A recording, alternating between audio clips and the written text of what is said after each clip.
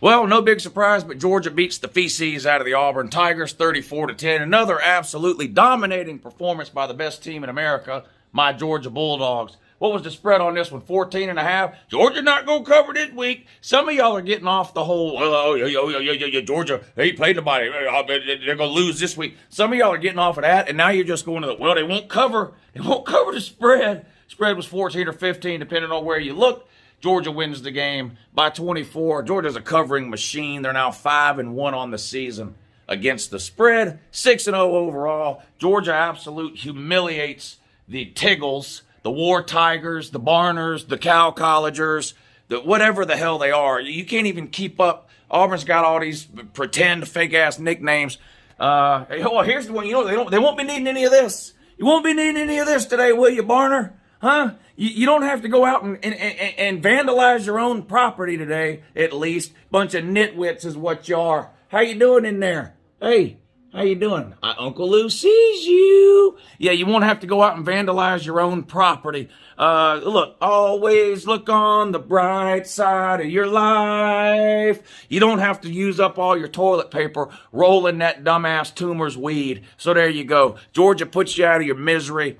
Absolutely humiliates you in your own stadium. And once again, for the second year in a row, Blow Dix gets outplayed by Stetson friggin' Bennett.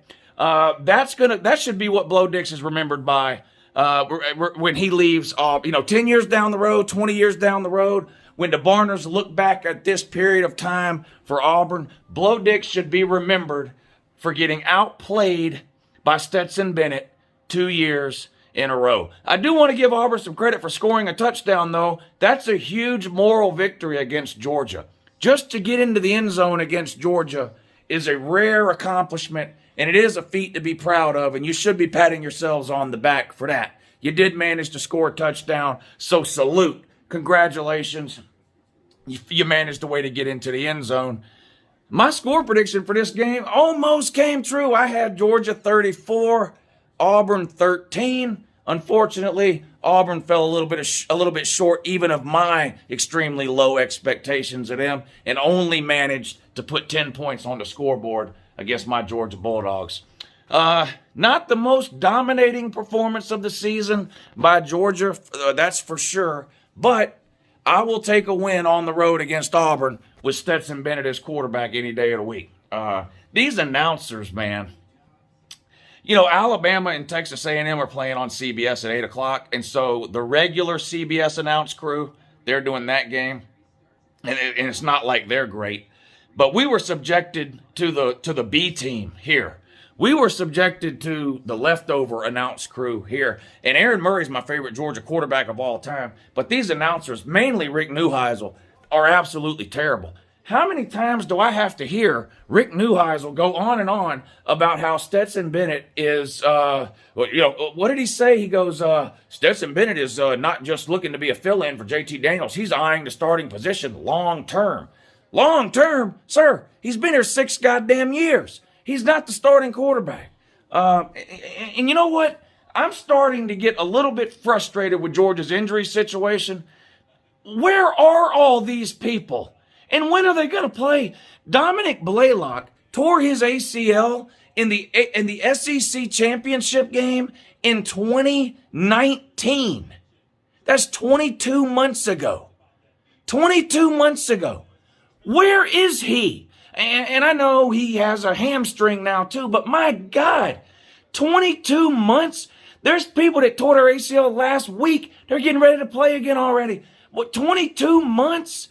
I mean, it was Darnell Washington played more today than he's played all year. Karis Jackson has been playing since the Clemson game, returning punts. He's lucky if he gets 4 or 5 reps a game at wide receiver. I'm tired of having to Google every single person that catches a pass for the University of Georgia. Nothing against Ladd McHonkey or any Justin Robinson, but I'm just saying, but who are these people? Where is Don Blaylock? Where is Jermaine Burton? Where is Arian Smith? Where is Karis Jackson? Where are all these people? Where is JT Daniels?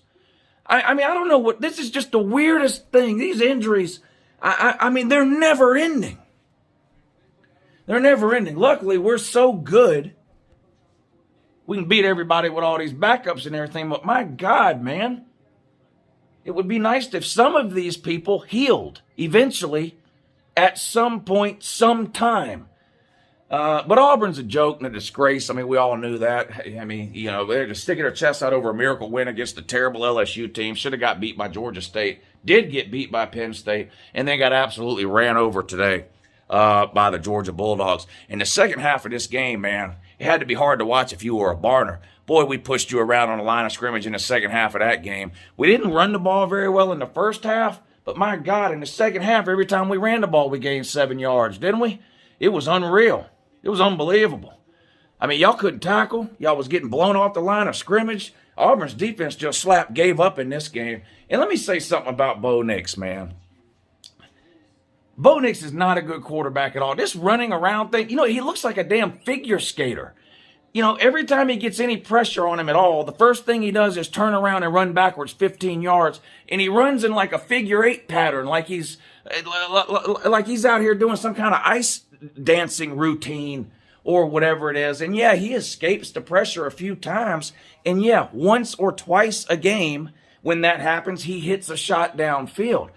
But that's just not consistently the way a guy should be playing quarterback. When you feel pressure in the pocket, step up in the pocket and deliver a strike somewhere.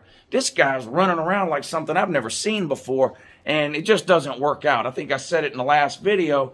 It's worth saying again. Bo Nix is Johnny Manziel with half the talent and none of the coke problem.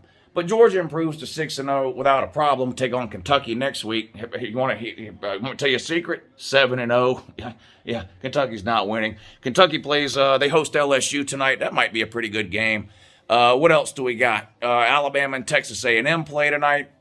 I have a feeling Alabama's going to run away with that one. The only thing keeping me from sort of going all in on Alabama in this game tonight against Texas A&M is how bad Alabama looked when they played at Florida. Their only other real road game of the season so far. They didn't look right playing on the road. Now, that was a few weeks ago, and I know Bama's got to be better and more prepared to go on the road now than they were then. And Texas A&M's offense is just pitiful. So I assume Alabama's going to run away with this game. They're favored by 18. I wouldn't be surprised to see Alabama win this game by 3 or 4 touchdowns. But I don't know, being on the road, not that I think they'll lose. I'm talking about for betting reasons.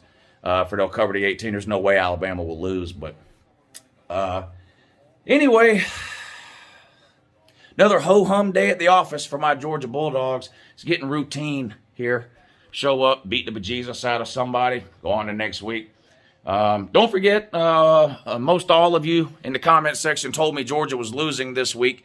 And for the ones that didn't tell me Georgia was losing, you told me, well, Georgia might get lucky and win, but they won't cover the 15. Make sure you come back to my comment section now to tell me that Auburn was just really overrated and terrible and not any good. Georgia hasn't played anybody and we have no offense, even though we're 7th most points per game in America. I love reading those comments. You know, I was saying this on a Patreon stream. I love my comment section because you don't have to try to guess who the stupid and ignorant people are. They straight up tell you by their comments. So please, by all means, keep up the good work in that regard.